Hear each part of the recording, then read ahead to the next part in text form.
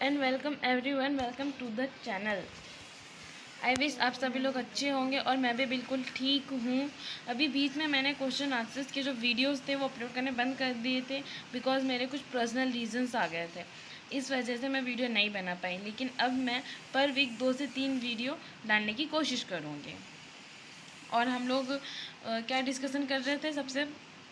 हम लोग डिस्कशन कर रहे थे LLB first semester examination 2023-24 constitution law का पेपर, जिसका मैं पहला क्वेश्चन, दूसरा क्वेश्चन, तीसरा, चौथा क्वेश्चन में डाल चुकी हूँ और हमें 5वां क्वेश्चन डिस्कस करने वाले हैं।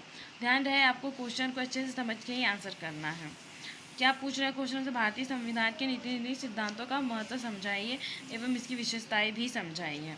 तो देखते हैं इसका आंसर क्या है। तो दोस्तों, मैं आपको हर वीडियो में बता चुकी हूँ कि आपको कैसे आंसर करना है। ये मेरे हिसाब से, आप अपने हिसाब से भी कर सकते हैं वैसे, लेकिन मेरे हिसाब से तो मुझे ये ठीक लगा। बाकी मैं भी आपको यही कहना चाहूँगी कि आप भी ऐसा ही अगर करें तो ज़्यादा सही रहेगा। पहले आपको इस तरीके से क्वेश्चन का नंबर डालना है, आंसर लिखना है, एक टॉपिक भी डाल देना जो आप जिस पर आप आंसर लिख रहे हो, है ना।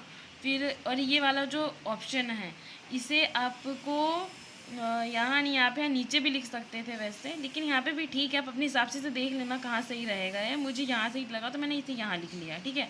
तो इसके बाद आप लोगों को किसी रूपरेखा तैयार कर लेनी है जिसमें प्रस्तावना, राज्य के नीति निर्देश सिद्धांतों का अर्थ क्या है, फिर भारतीय संविधान में नीति निर्देश सिद्धांतों का वर्णन बताइए, नीति निर्देश सिद्धांतों का महत्व, नीति निर्देश सिद्धांतों की विशेषता एवं उपसंहार। ऐसे कुछ पॉइंट्स आपको बताने हैं, ठीक है। तो देख लीजिए। इसके बाद ये है इंट्रोडक्शन पॉइंट। आप इसे बहुत अच्छे से पढ़ लेना, समझ लेना, ठीक है। मेरे हिसाब से आप इसे याद भी कर सकते हो, लेकिन आप इसे पढ़ लेना, समझ लेना अच्छे से। और आपको इसे कम से कम आप इसे एक पेज में आपको इसे डील करना है, ठीक है। ये हमारा दूसरा पॉइंट है। जहाँ पे मैंने ब्लैक पेन से लिखा है वैसे ही आप एक लाइन छोड़ करके इसे अच्छे से लिख देना, तो ये बहुत ज़्यादा अच्छा रहेगा। आपको अगर कोई और भी इसकी परिभाषा मिलती है या कोई अर्थ मिलता है तो आप उसे भी लिख सकते हो, ठीक है स्टूडेंट। इस टाइप से आपको अर्थ लिखना है, इतना ही है ये। और ध्यान रहे आपको कम से कम 8 से 9 पेज में आंसर करना है, ठीक है। तो आपको इस टाइप से आंसर करना है, पढ़ लेना इसे। मैंने नहीं बताया है तो क्या हुआ, आपको पढ़ जरूर लेना है, ठीक है स्टूडेंट। ये हमारा नेक्स्ट पॉइंट है, भारतीय संविधान में नीति निर्देश सिद्धांतों का वर्णन। चलिए देखते हैं क्या बताता है। ये देखिए, भारतीय संविधान में वर्णित नीति निर्देश सिद्धांत, ये पॉइंट आप पढ़ लेना अच्छे से, ठीक है। ये इसके आगे के पॉइंट्स है स्टूडेंट्स, देख लीजिए क्या क्या है। आपको अच्छे से पढ़ लेना, आपको क्लियर दिखाई दे रहा होगा, पढ़ लेना है अच्छे से। गांधीवादी सिद्धांत है, बौद्धिक उत्तरतावादी सिद्धांत है, अंतर्राष्ट्रीय शांति एवं सुरक्षा संबंधी सिद्धांत है, पर्यावरण की सुरक्षा संबंधी सिद्धांत है। तो ये कुछ सिद्धांत है, नीति निर्देश सिद्धांत। ये आपको अच्छे से पढ़ लेने हैं, देख लेने, हो सके तो याद कर लेना, और जो इम्पोर्टेंट पॉइंट्स हैं उनको हाईलाइट करके ज़रूर लिखना, ओके स्टूडेंट। फिर ये हमारा नेक्स्ट पॉइंट है, नीति निर्देश सिद्धांतों का महत्व। तो ये कुछ पॉइंट्स हैं, आप इन्हें देख लीजिए। जिसमें पहला पॉइंट है जनमत की शक्ति, दूसरा है नैतिक आदर्शों का महत्व, तीसरा शासन के मूल्यांकन का आधार, चौथा है सिद्धांतों का संवैधानिक महत्व। इन पॉइंट्स को आप अच्छे से पढ़ लेना। और ये है हमारा 5वां पॉइंट जो बोलता है निर्देशक सिद्धांत सामाजिक और आर्थिक व्यवस्था के प्रतीक के रूप में।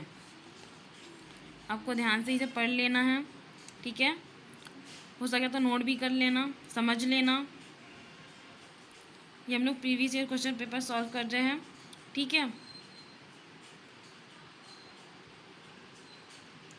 फिर ये है नेक्स्ट पॉइंट, नीति निर्देशक सिद्धांतों की विशेषता।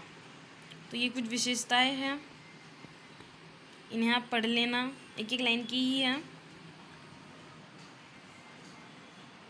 ये मेरे हैंड रिटन नोट्स है, अगर मुझसे कहीं कोई वर्ड अगर गलत लिखा गया हो तो उसको आप सही कर लेना, ठीक है स्टूडेंट्स।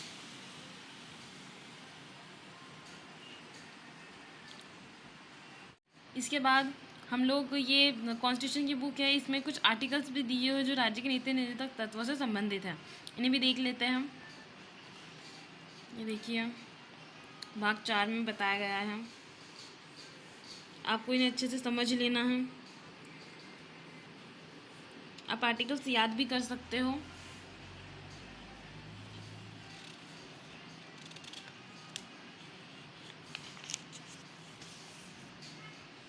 यह देख लीजिए, आपको क्लियर दिखा दे रहा होगा।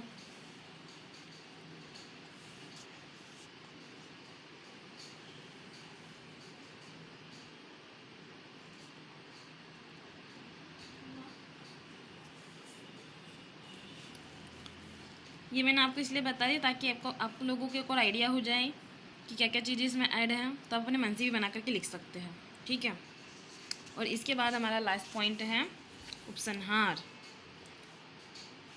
इसको भी आप अपने हिसाब से बहुत अच्छे से डील करना। ये मैंने छोटा सा ही लिखा है, इसे आप अपने हिसाब से बना लेना, ठीक है। इसे भी पढ़ सकते हैं, इसे भी एज इट इज़ उसमें आप नोट कर सकते हो, और कोई वर्ड गलत हुआ हो तो आप उसे सही कर लेना, ठीक है।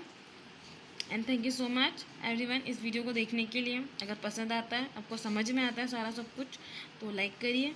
और जो आपके स्टूडेंट्स, जो आपके फ्रेंड्स लोग हैं जो LLB के फर्स्ट सेमेस्टर में हैं, स्पेशल MP वाले, तो उन लोगों के लिए हेल्पफुल रहेगा। तो मिलते हैं नेक्स्ट वीडियो में, तब तक के लिए bye bye and take care.